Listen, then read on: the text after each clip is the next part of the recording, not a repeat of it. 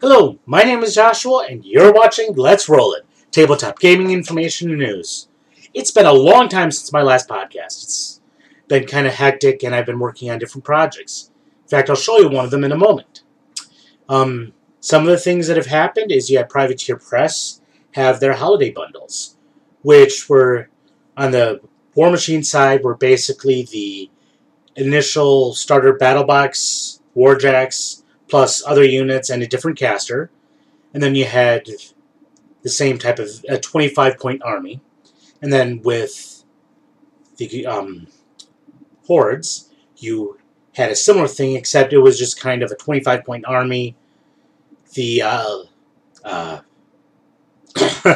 Circle of Oros list actually just had constructs. The wold watches and the wold, all the wool different thing, the wolds. So it was kind of kind of a cool type of thing. You also had finally had the release of the Adjudicator, as seen in its partial form right here.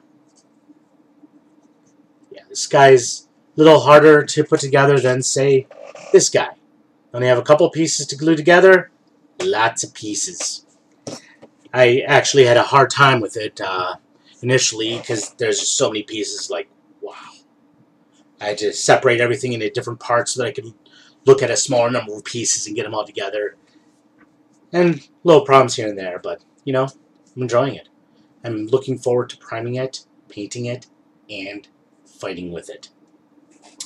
These Colossals are going to add a different type of thing to the game because, I mean, dealing with something about the equivalence of two warjacks that's towering over the field, a little tougher to defeat, but they aren't indestructible.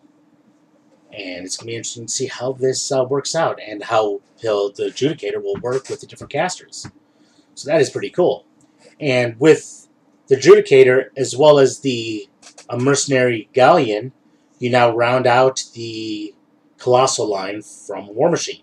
So you have Kador with the Conquest, Signar with the Stormwall, Protectorate with the Adjudicator, the Retribution with the Hyperion, and the Mercenaries with the Galleon. And what I like about the Galleon, actually, is when I look at it, I think a one-man sub almost type thing, the way that they designed it. A lot of the mercenaries are pirates of different kinds.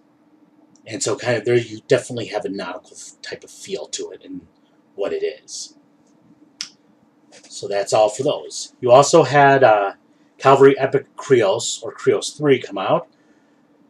So he can ride alongside his Venger brothers and fly across the field doing what he does best. It's going to be interesting to see how he gets played in the field. You have a lot of announcements for stuff going on at the Privateer Press. You have mercenary units. You have the Pharaohs with razor boars, I believe. Mini Warbies type things. And you have Midas. I mean, you just... Obviously, it's been a while, so there's a lot of talk and a lot of different things going on.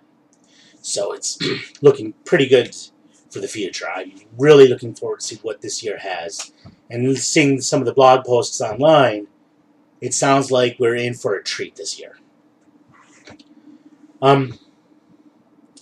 So as you can see, I've done some modeling with the models, which is why I kind of focus on models a lot. I'm enjoying learning how to paint, put them together and stuff. It's been a fun experience. And now I purchased both the War Machine 2-player battle box and the Hobbit Escape from Goblin Town limited edition from Games Workshop. And it's very interesting seeing the differences between the two. So first off, with the War Machine, you basically get a lot of the regular model. You get the regular models and the regular units. You get a basic 5-wound unit, as well as Krios and his battle group, including a Vanquisher. And then you get a couple Kadar Jacks, their one of their units. I believe they're the shock troopers and Sorsha. And it's kind of cool because it's just like you're getting them out of the package at the store. It's a great deal. I mean, really, for the same price of just the 2 units alone, you're getting the 2 units, Warcasters, some Warjacks, a mini book that gives the rules, the dice, just about everything you need to play the game, aside from the hobby tools that you would need to get it all put together. And with the Escape from Goblin Town, you get a lot of models. You get 36 goblins, generic basic one-piece goblins. You get the Scribe, the Goblin King, and the Goblin Captain. You also get the Company of 14, as well as Gandalf the Grey and Radagast the Brown in this special edition. You also get the scenery, some scenery from the Goblin Town, basically the Throne of the King, as well as a couple pathways leading off. And so right out of the box, you have a lot of things that you can clip, and you could basically play it without even using any glue or anything. And you get a basic rule book, and in the rule book, it includes all of the stats that you need for the different people. Now, it's interesting looking at the philosophy behind these starter sets. With War Machine, you have a model that you could buy by itself in the store being put into this box. With the Hobbit game, you have a starter model. I mean, basically, a lot of these pieces are not the highest quality pieces. They none of them are the fine cast special resin models that they have. They're basically plastic models, and I found them to be a little bit easier to accidentally bend or break. Fortunately, the pieces weren't really that important, and I mean, with glue you can pretty much fix it. But I find that I didn't really like how you just had this quality thing. It just wasn't quite as good. But looking at the models, the detail is pretty good.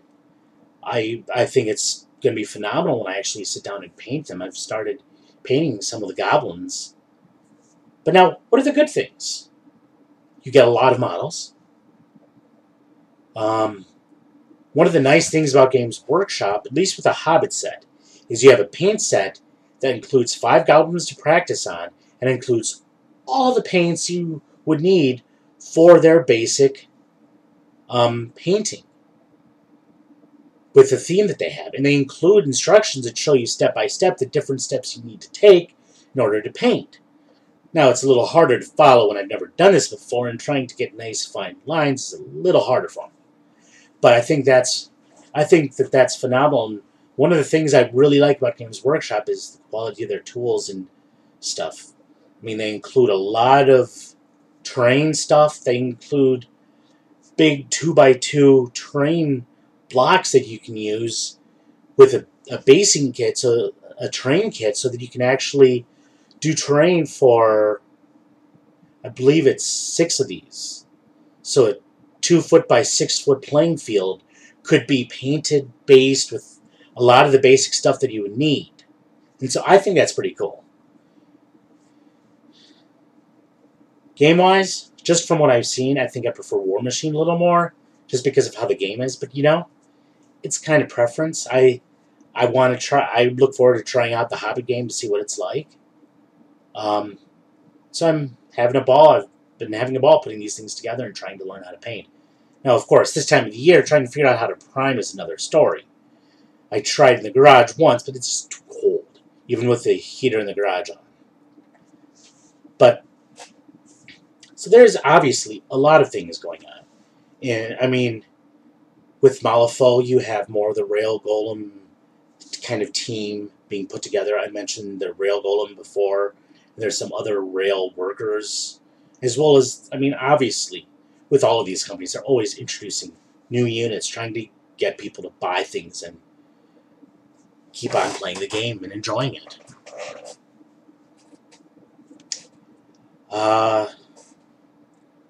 And with a role-playing, you have the Star Wars finally came out with their beginner box. For the longest time, all I saw at the game store was the beta rule manual, and it was kind of nice to see that they actually had the beginner box out. Because, I mean, I like beginner boxes because they kind of give you a little flavor for what the game is. And you also, with role-playing, Privateer Press also, well, the No Quarter released in the first supplement for the Iron Kingdom's role-playing game, Urban Adventures, which gets you more into some classes specifically designed for the urban environment, as well as, you know, you're in the middle of town, a bad guy comes up on you, you don't have your weapon with you, what are you going to do? Oh, look, there's a bottle on the ground, let's use that. They give you rules for things like that, so you can pick up something off the ground. And plus, they give you a little bit of an adventure that you can go through. So I think I love the way that the game plays. It's not the same type of a grinding that I felt with, like, Pathfinder or Dungeons & Dragons. It is more of a, you guys are working together and got to try to work as a team, and it's really up to the GM to give you the points that you need, and then you can slowly build up your character. And the battles, in some ways, are a little more realistic because it's not like you're dealing with 30 hit points. You're dealing with really dealing heavily with armor and trying to get past that armor, and the hit point level is really like just really small in the beginning and doesn't even really get very big. There's a maximum size. So it's very interesting seeing the differences in the games and just how you can kind of approach them in a very different way.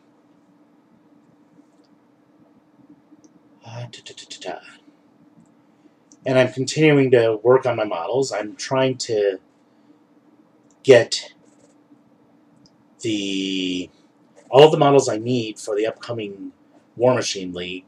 I'd like to have at least the first couple weeks worth of models painted. I'm pretty close. For my 15-point army, I'm changing things around, so I have a new unit that I want to paint.